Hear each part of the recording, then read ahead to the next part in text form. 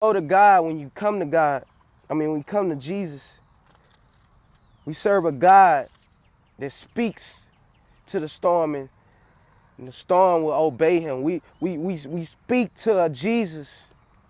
We speak to a God that when you speak to him, he speaks to the storm. And the storm must obey him. He speaks to the rock, and the rock cracks open and water comes out. He speaks to the well, and the well spits out Jonah. He speaks to the mountain must move in the name of Jesus.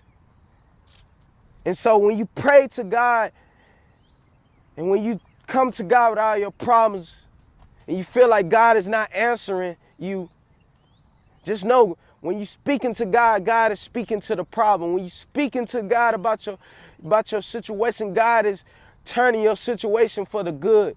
God is always working on your behalf. God is not a God that just sits and just watch you just perish and just sink.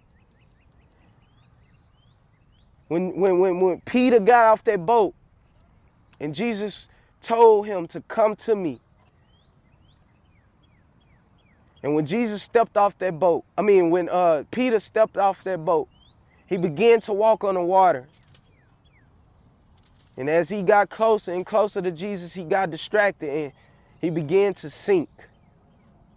But one thing I noticed about that situation is that when Peter began to sink in the water, Jesus didn't just leave him sinking in the water. Jesus began to pull him out that water and save him from drowning in that water, because that water begins to overtake him.